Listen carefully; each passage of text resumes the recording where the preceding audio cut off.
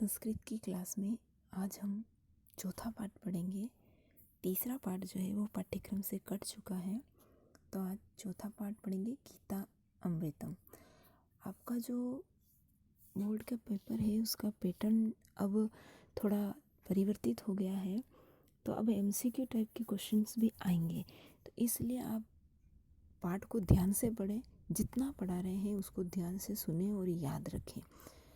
तो शुरुआत है, जहाँ जहाँ पढ़ा रहे हैं ऑनलाइन को अंडरलाइन करें और उनको याद करें। श्रीमद् भगवद गीता महर्षि वेदव्यास विरचित सांस्कृतिक विश्वकोश नाम प्रसिद्ध महाभारत अंशभूता अस्ति। ये जो गीता अमृत है यह श्रीमद् भगवद गीता से लिया। श्रीमद् भगवद गीता जो है महर्षि वेदव्यास द्वारा रचित है। किसके द्वारा रचित है? महर्षि वेदव्यास। और इसको सांस्कृतिक विश्वकोश नाम से भी जाना जाता है। और ये किसका अंश है? महाभारत का अंश है। महाभारत लिखने वाले कौन है? वेदव्यास। और महाभारत का ये अंश है श्रीमद् भगवद गीता। लिखने वाले महाभारत को कौन है? वेदव्यास। और महाभारत का ही अंश है श्रीमद् भगवद गीता। श्रीमद् भगवद गीता महाभारतस्य भीष्म पर्वणि विद्यते। श्रीमद् भगवद गीता जो है महाभारत के भीष्म पर्व में है। विद्यते यानी विद्यमान है। कहाँ से लिया गया है? भीष्म पर्व। 18 पर्व है और 18 पर्व है उसमें से एक है भीष्म पर्व, उसमें है श्रीमद् भगवद गीता। कुरुक्षेत्रस्य युद्धभूमि विषादग्रस्त अर्जुनस्य निष्काम कर्मणः शिक्षा प्रयच्छता भगवता श्रीकृष्णेन अत्र ज्ञान भक्ति कर्मणा समन्वय प्रस्तुतः।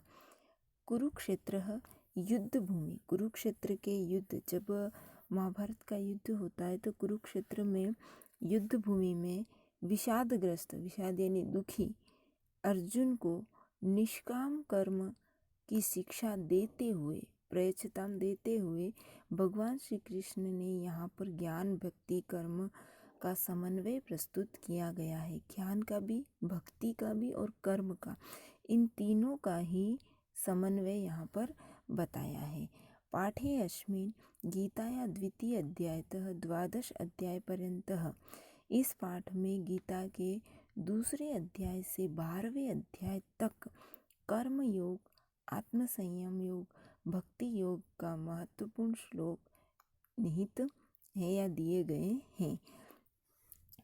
अनासक्त भावेन कार्यकर्मण गीता परम उपदेशः। गीता का सबसे महत्वपूर्ण उपदेश क्या है? कि आप कर्म करें और फल की इच्छा नहीं करें। कि आप किसकी इच्छा रखें? कर्म की इच्छा रखें, फल की इच्छा नहीं रखें। तो अनासक्त भाव से कार्य करने के लिए गीता का परम उपदेश है। ज्ञान विज्ञान समन्वय, निष्काम कर्म की दीक्षा और अनासक्त भाव से क्रियमाण कर्मणाम बंधु मुक्ति, कर्तव्य पालन, श्रेय संपादनम सर्वमपि प्रतिपादनम तीव सारल्यम वर्णितम अस्ति।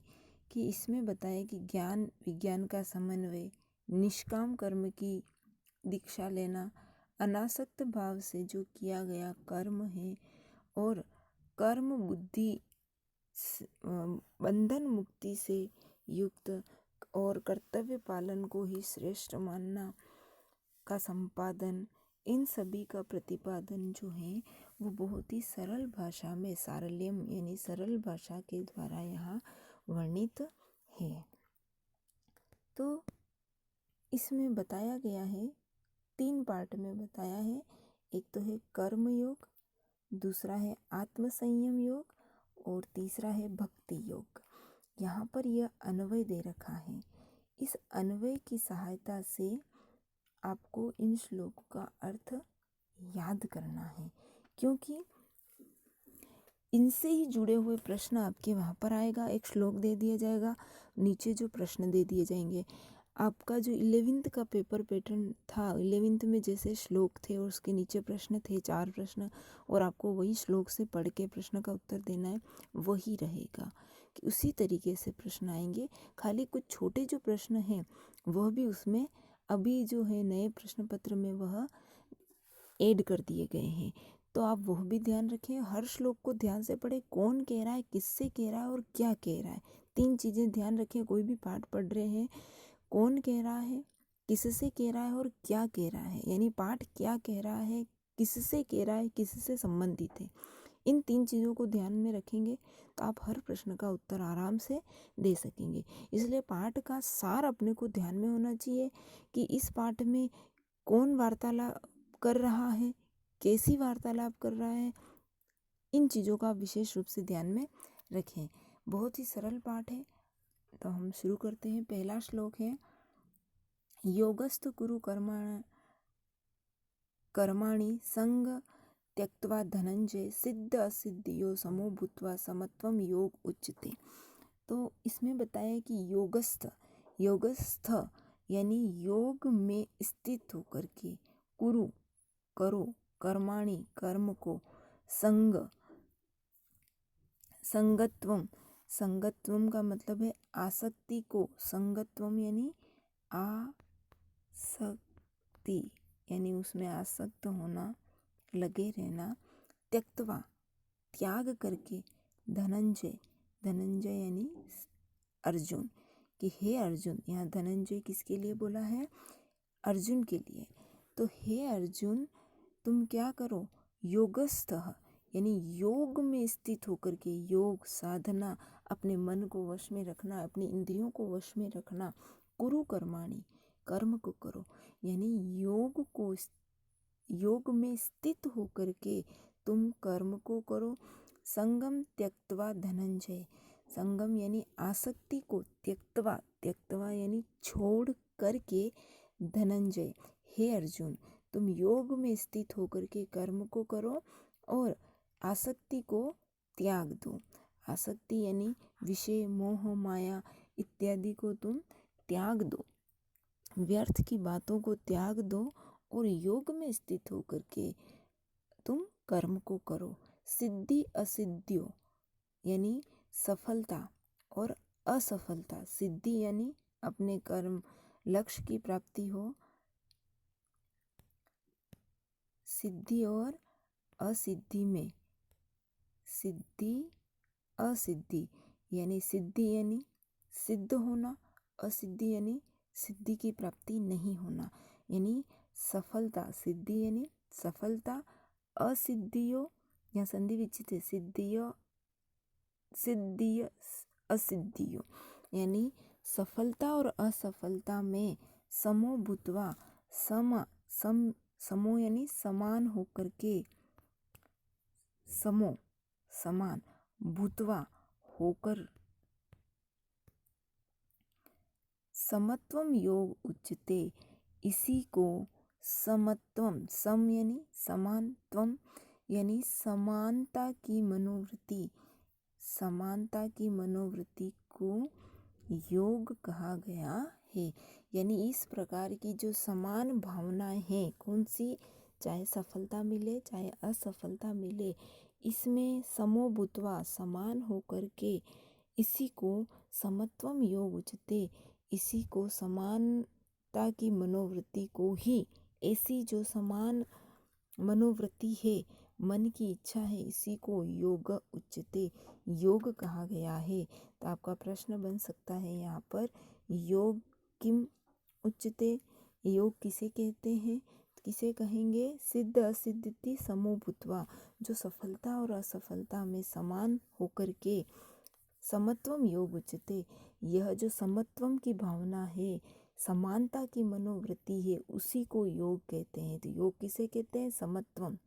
कौन सा समत्वम, अर्थात सिद्धि असिद्धियों यानी कि सफलता और असफलता में एक होना ही योग कहा गया है। तो वापस पूरा श्लोक देखें, योगस्थ कुरु कर्मणा, योग में स्थित होकर के तुम कर्म करो और आसक्ति को त्याग दो, सफलता और असफलता में समान होकर के तुम कार्य को करो, यह समत्वम ही योग कहा गया है, अर्थात समान मनोवृत्ति को ही योग कहा गया है।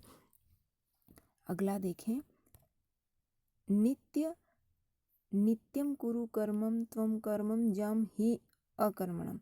शरीर यात्रा अपि, यह संधि विच्छेद है। शरीर यात्रा प्लस अपि च ते न प्रसिद्धेत अकर्मणम। नित्यम त्वम, यहाँ पर जो त्वम दे रखा है ये त्वम है अर्जुन के लिए। यह त्वम किसके लिए है? अर्जुन के लिए। कि है तुम कौन? अर्जुन। क्योंकि कौन कह रहा है? कर्म योग। यानी यहाँ पर किसके बारे में बताए? इन सारे श्लोक में कर्म की ही महत्ता बताई है।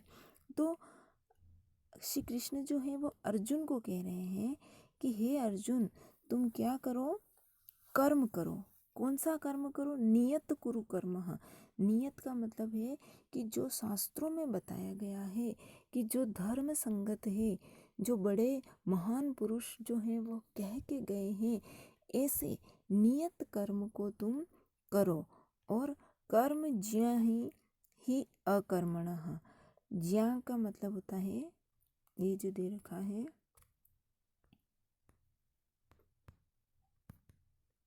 ज्ञा यानी कि श्रेष्ठ, सबसे अच्छा, सबसे श्रेष्ठ कर्म है वो यही है। और ही अकर्मः, यहाँ भी संधि विच्छेद है लास्ट में। यह ही अकर्मण। अकर्म यानी कर्म नहीं करना, ही यानी क्योंकि कर्म नहीं करने से तो बेहतर है कर्म को करें। कि अपन कुछ भी नहीं करें, अपन ये सोचे कि अपने को सफलता नहीं मिलेगी, मैं हार जाऊंगा, यह सोच करके कि नहीं कुछ आता ही नहीं है मेरे को, तो कुछ होता ही नहीं है मेरे को, तो याद होता ही नहीं है। आप यह सोच करके अगर कर्म ही नहीं करेंगे तो आपको कुछ भी प्राप्ति नहीं होगी। तो कर्म नहीं करने से तो बेहतर है आप कुछ कर्म को करें। तो ज्या ही यानी श्रेष्ठ है। क्या श्रेष्ठ है? ही अकर्मणम। यानी कर्म नहीं करने से तो बेहतर है कि तुम क्या करो? कर्म को करो। कर्म नहीं करने से तो बेहतर है तुम क्या करो? कर्म करो। और कौन सा कर्म करो? जो शास्त्रों में निहित है उस कर्म को करो। शरीर यात्रा अपि च ते न प्रसिद्धेत कर्मः। शरीर की जो यात्रा है, यानी तुम्हारा ये जो जीवन है जन्म से लेकर के मृत्यु तक, वह च ते का यानी तुम्हारे, च ते यानी तुम्हारी जो शरीर रूपी जो यह यात्रा है, न यानी नहीं, प्रसिद्धेत यानी इसको प्रसिद्धि प्राप्त होगी, अर्थात इसको सिद्धि होगी। कब? अकर्मणः।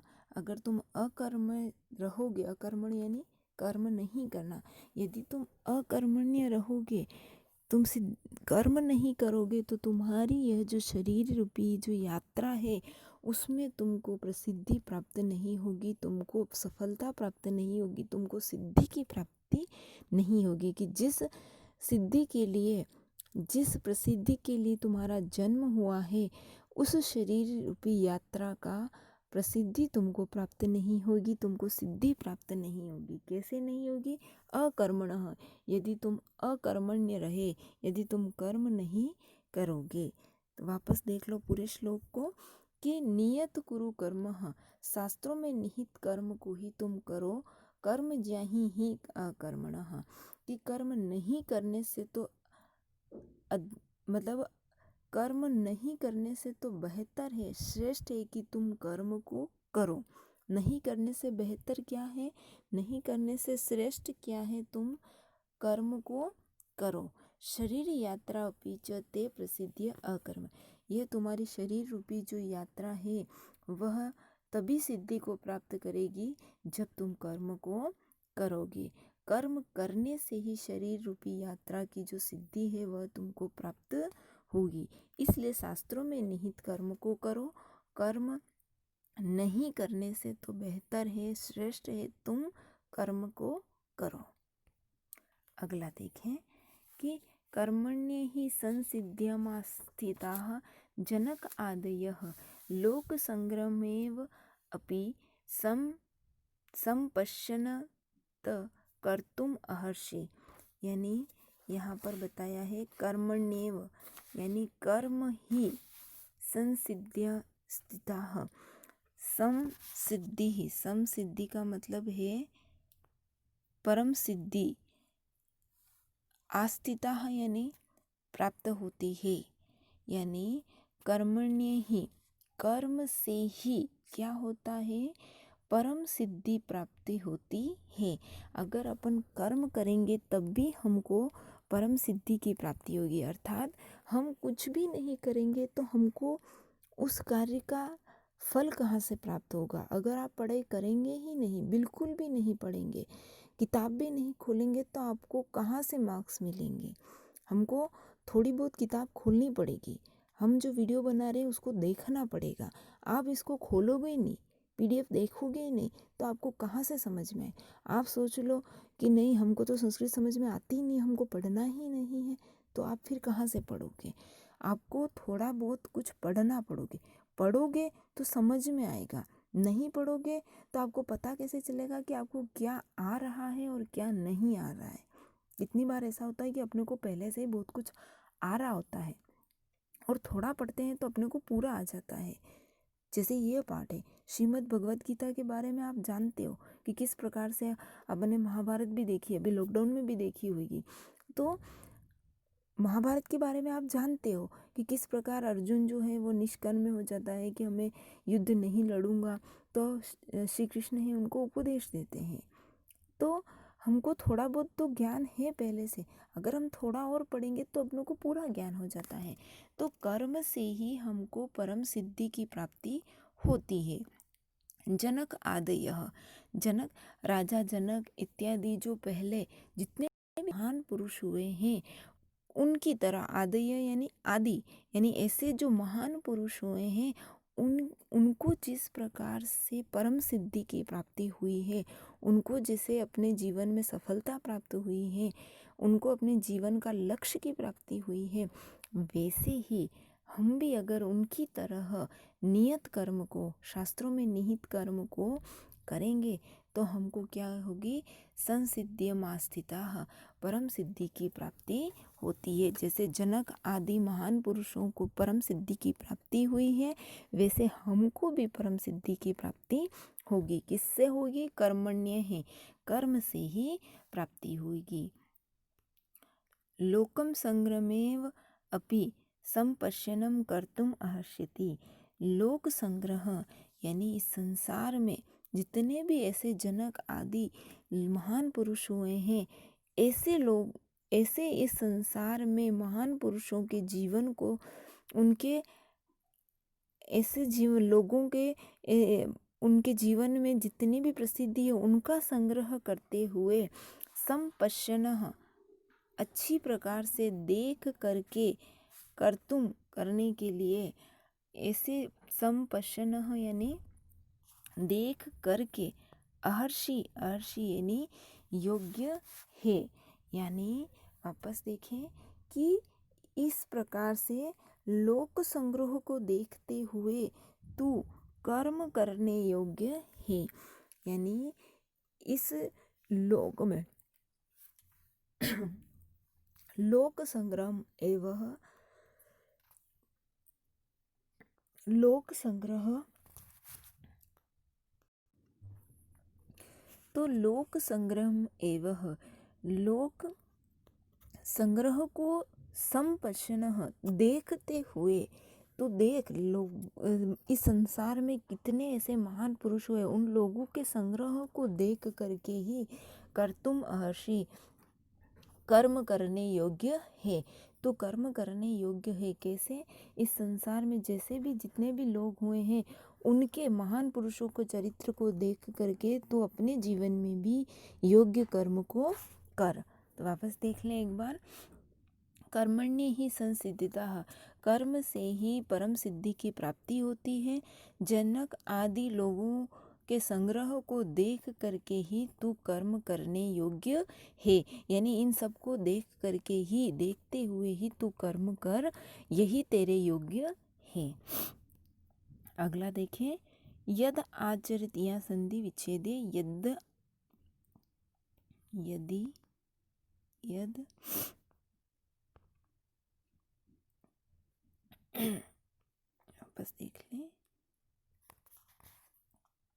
यत आचरति, यत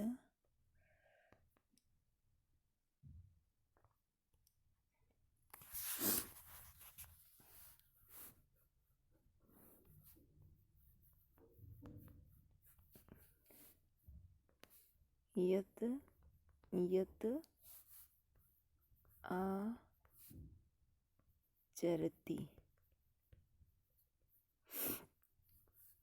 यत यत, यत यत यानी जो आचरति यानी आचरण किया है, जो आचरण किया है किसने, श्रेष्ठ, श्रेष्ठ पुरुषों ने। वापस यहाँ संधि विच्छेद है, तत तत, तत तत, वह, तत यानी वह, यत यानी जो। तो जो आचरण श्रेष्ठ मनुष्य कर रहे हैं, वह आचरण जो है वह देवोत्तरः जनः, जो आचरण जो है देव यानी श्रेष्ठ मनुष्य जो है या जो महान पुरुष हैं, वह आचरण जो है करते हैं, वही आचरण जो है जन यानी मनुष्य, जो सामान्य मनुष्य होते हैं, वह श्रेष्ठ मनुष्य के द्वारा जो कर्म किए जाते हैं, जो आचरण किया जाता है, सामान्य मनुष्य उसी को करता है। यानी हमारे जो महान पुरुष हैं जैसा बता के गए हैं, वही मनुष्य, सामान्य मनुष्य आचरण करता है। जैसे कि कहते हैं कि महान पुरुष जैसा करते हैं, हमको कैसे पता चलता, हमारे पूर्वज जैसे करके जाते हैं, हमें बड़े बुजुर्ग जैसा कहते जाते हैं, परंपरा है, संस्कृति है, वो हमको कहाँ से पता चलती है, हमारे बड़े बुजुर्गों से पता चलती है कि हमको सुबह उठ के जो बड़े बुजुर्ग हैं उनको प्रणाम करना चाहिए। तो कैसे पता चला हमके, हमारे जो घर में दादा दादी है, नाना नानी है, हमारे माता पिता है, वो हमको सिखाते तो पता चलता है। तो हमारे से जो बड़े हैं वह श्रेष्ठ मनुष्य हैं, वह जो आचरण करते हैं, हम भी वैसे ही आचरण करते हैं। कैसे, उनसे ही हमको पता चलता है। तो स यद प्रमाणयति कुरुते लोकस तद अनुवर्ति, सह यानी वह, यत यानी जो, प्रमाणम सिद्ध करके जाते हैं, प्रमाणित करके जाते हैं, लोकस तदु अनुवर्ति, लोक यानी संसार जो है, तद वही, अनुवर्तते उसी का अनुसरण करते हैं। वह यानी कौन, वह जो महान पुरुष है, वह जो प्रमाणित करके जाते हैं, संसार जो है वह उसी का अनुसरण करते हैं। वह जो प्रमाणित करते हैं, वही चीज़ जो है संसार उसका अनुसरण करते हैं। वापस देख लें कि जो आचरण श्रेष्ठ मनुष्य करते हैं, वही आचरण जो है सामान्य मनुष्य भी करते हैं। वह महान पुरुष जो प्रमाणित करके जाते हैं, सिद्ध करके जाते हैं, संसार उसी का अनुसरण करते हैं। इसलिए तुम भी जैसा आचरण करोगे, हे अर्जुन, तुम जैसा आचरण करोगे, कल तुम्हारे जो कुल में और जो जितने भी लोग होंगे वह भी तुम्हारा ही अनुसरण करेंगे, क्योंकि हम अपने पूर्वजों से ही सब कुछ सीखते हैं। तो तुम जैसा आचरण करोगे, तुम अगर युद्ध क्षेत्र से भाग जाओगे, तुम अपने कर्म से विमुख हो जाओगे, तो तुम्हारी आने वाली पीढ़ी भी यही करेगी, कर्म से विमुख हो जाएगी। क्यों? क्योंकि महान पूर्वज जो हैं वह करेंगे, जो कार्य करते हैं, हम बाकी जो पीछे लोग हैं वह भी उसी का अनुसरण करते हैं। तो तुम जैसा करोगे, क्षत्रिय कुल में तुम ऐसा करोगे, तो तुम जितना भी क्षत्रिय कुल है वह भी फिर ऐसा ही अनुसरण करेगा। अगला देखें, आत्मसंयम योगः। देखें ध्यान से, उद्रेत यहाँ संधि विच्छेद है,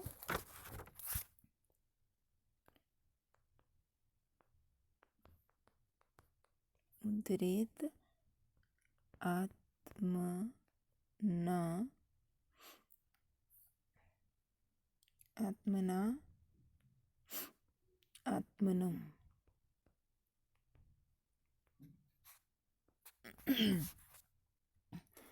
उद्रेत आत्मनः आत्मनेः। उद्रेत यानी हमको उद्धार करना चाहिए, किसका?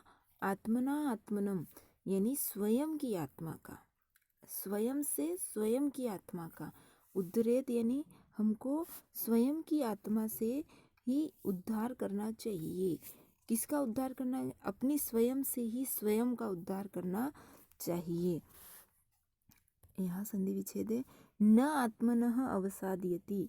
न यानी नहीं, मेरी स्क्रीन खराब हो गई है मोबाइल की, तो लिखने में थोड़ी सी प्रॉब्लम हो रही है। न आत्मनः, न आत्मनम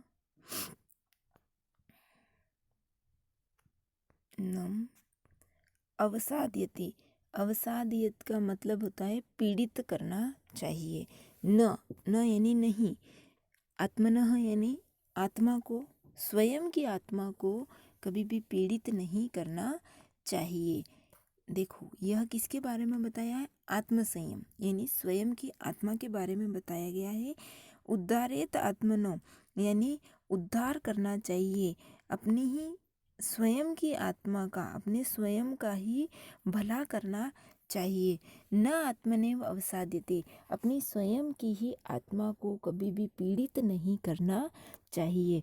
मनुष्य को स्वयं से ही स्वयं का उद्धार करना चाहिए और स्वयं को भी कभी भी दुखी नहीं करना चाहिए। क्या करना चाहिए? मनुष्य को अपनी स्वयं की ही आत्मा को उद्धार करना चाहिए, अपने खुद का भला सोचना चाहिए, खुद की आत्मा का ही कल्याण करने के बारे में सोचना चाहिए। मैं ऐसा क्या करूं जिससे मेरे स्वयं का ही हित हो। और न आत्मनः अवसाद्यते, कभी भी स्वयं की आत्मा को कभी दुखी नहीं करना चाहिए, पीड़ित नहीं करना चाहिए। आत्मने ही आत्मना एव ही आत्मनोः बंधुर आत्मने रिपुर आत्मने, क्योंकि यह जो आत्मा है, यह आत्मा ही जो है स्वयं की ही बंधु यानी स्वयं की ही मित्र है। और रिपुर आत्मनः, रिपु का मतलब होता है शत्रु। यह आत्मा ही जो है वह आपके स्वयं की जो ये आत्मा है, वह स्वयं की आत्मा जो है क्या है?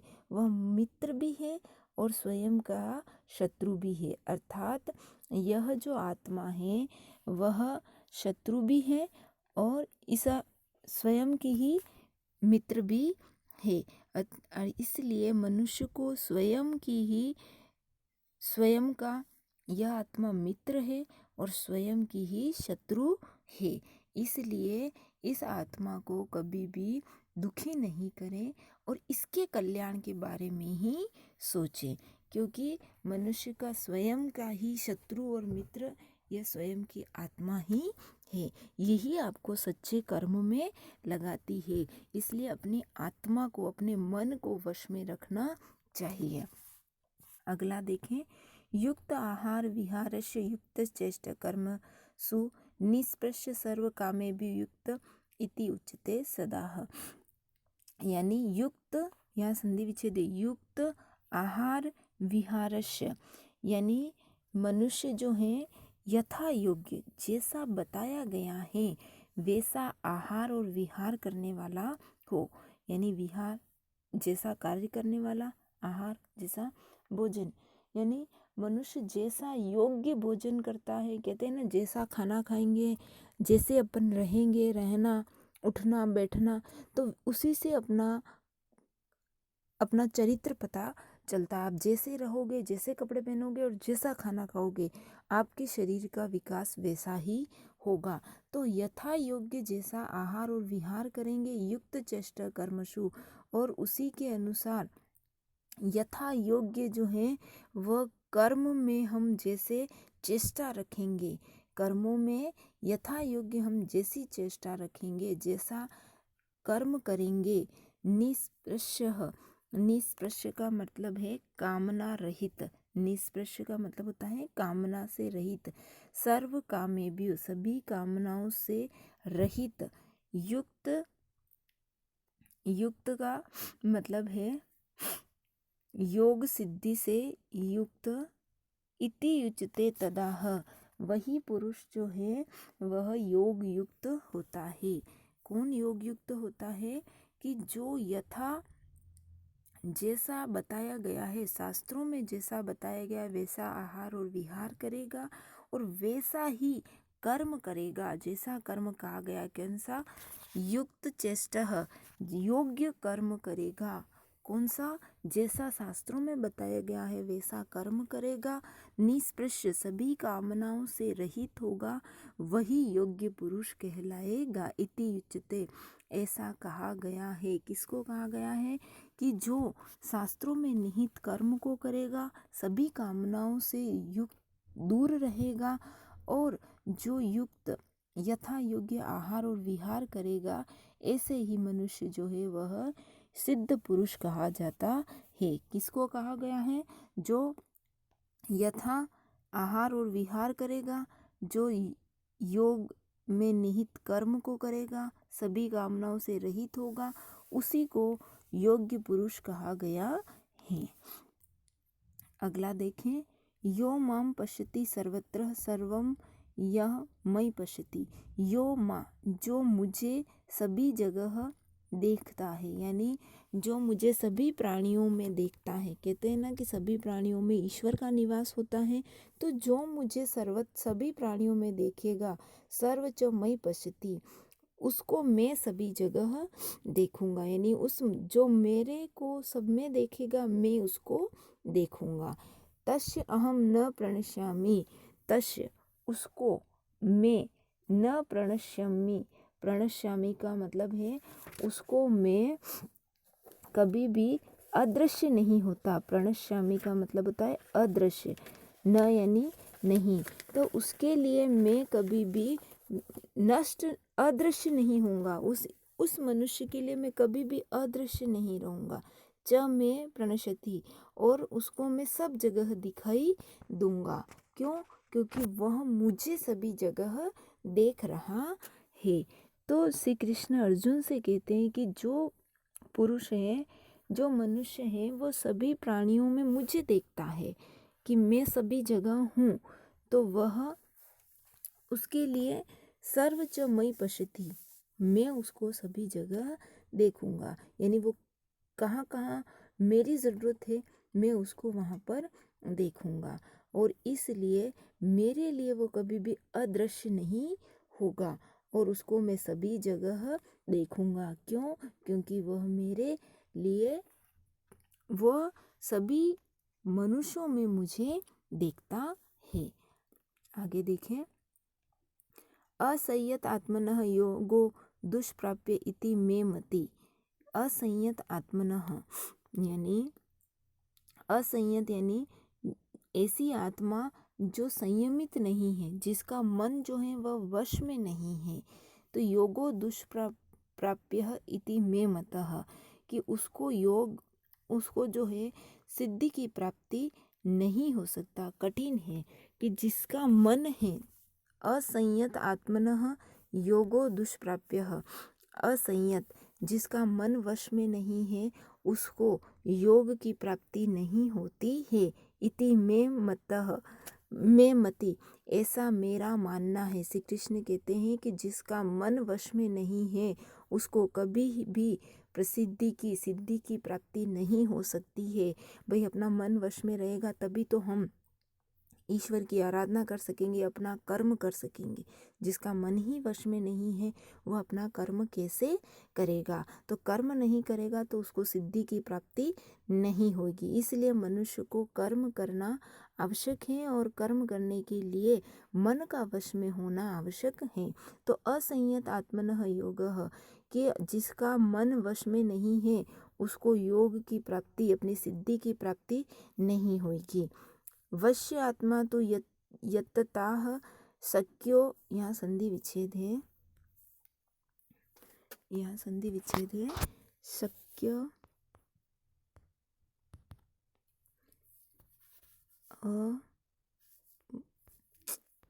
अवाप्तुम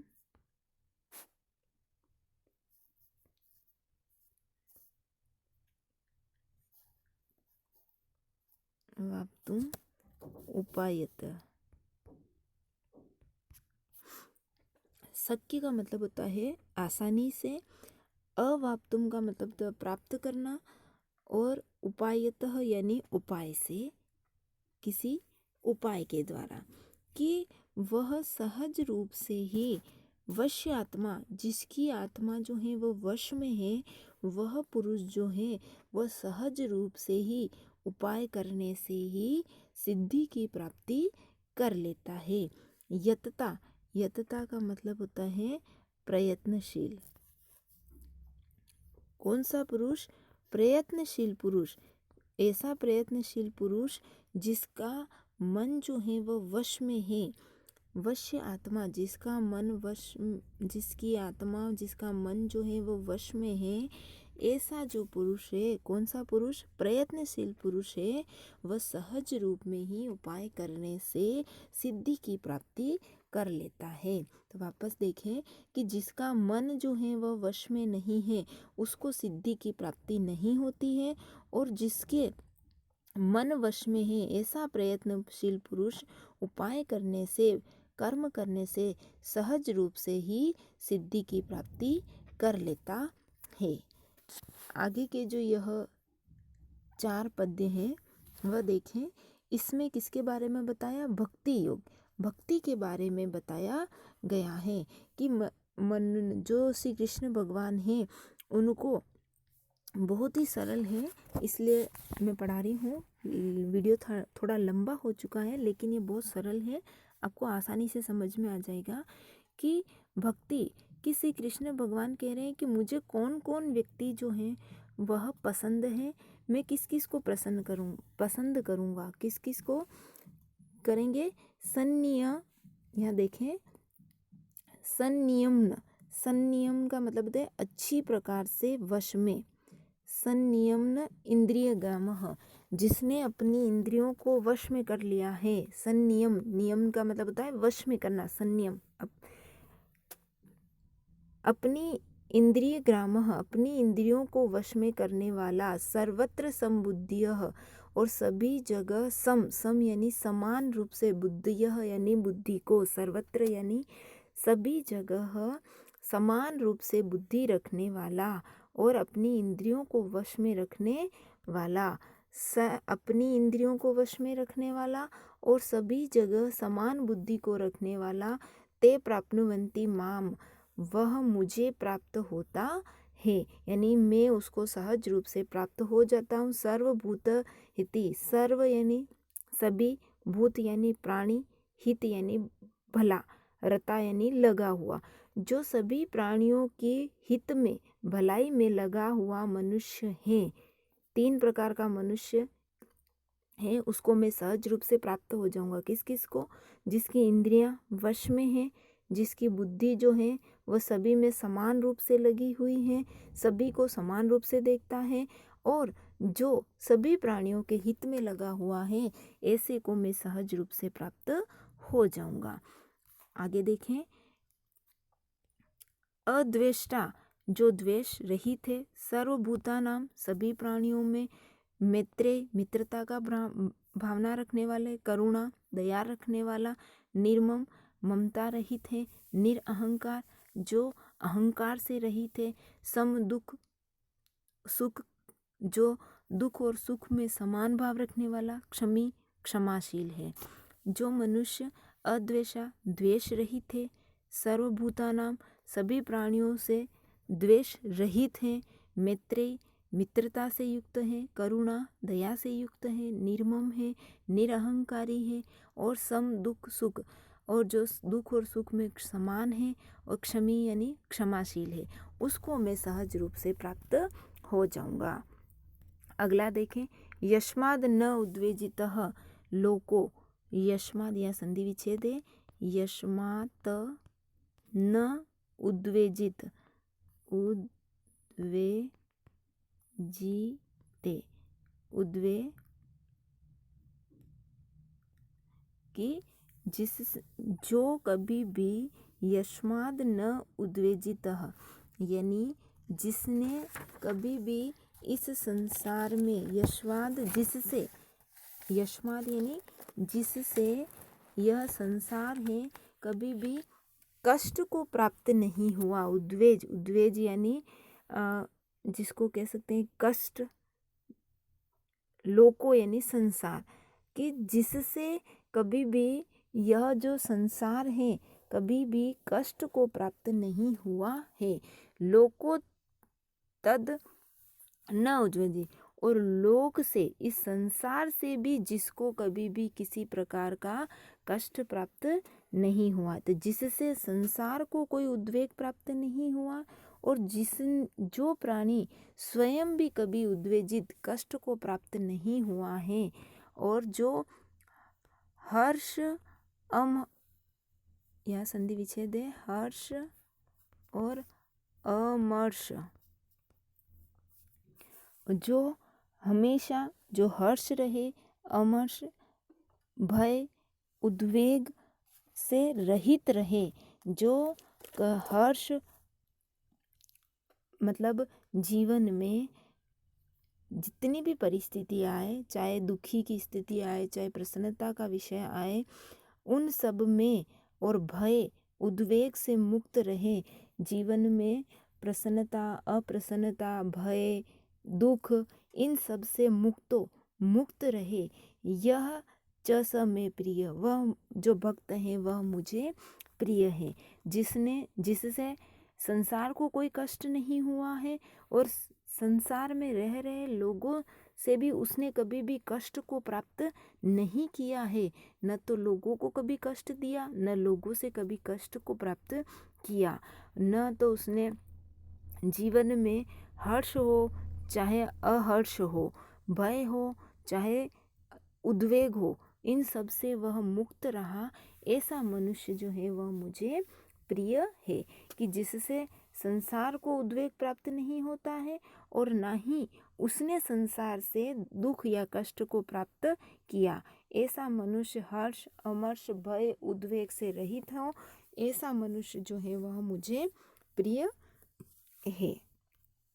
योह न ह्रीहषति, न द्वेषति, न शोषति, न कांक्षति, शुभ अशुभ परित्यागी, भक्ति माम्य स में प्रिय। कि जो मनुष्य न तो प्रसन्न होता है, न द्वेष रखता है, न शोचती यानी शोक करता है, न अत्यधिक कामना करता है, वह न तो शुभ के बारे में सोचता है, न अशुभ के बारे में परित्याग कर देता है, भक्ति भावना से युक्त स में प्रिय, वह मुझे प्रिय है।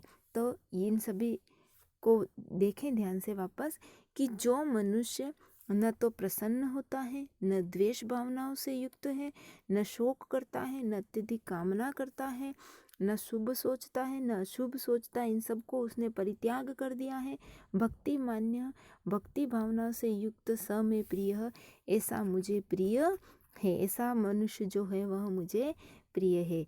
तो यह इन चारों में बताया गया है कि कौन कौन सी भक्ति भावनाओं से युक्त हैं, वह श्री कृष्ण भगवान को प्रिय है। तो इनसे ध्यान से पढ़ें। यहाँ पर ये अन्वय दे रखा है, इनका सहारा लेकर के आप प्रत्येक श्लोक को ध्यान से पढ़ें। श्लोक का अर्थ ज़रूर कॉपी में लिखें, एक श्लोक लिखें, फिर उसका ये अन्वय लिखें, और फिर हिंदी अनुवाद लिखें, ताकि श्लोक से पूछा गया सभी प्रश्न का उत्तर आप आसानी से दे सकें।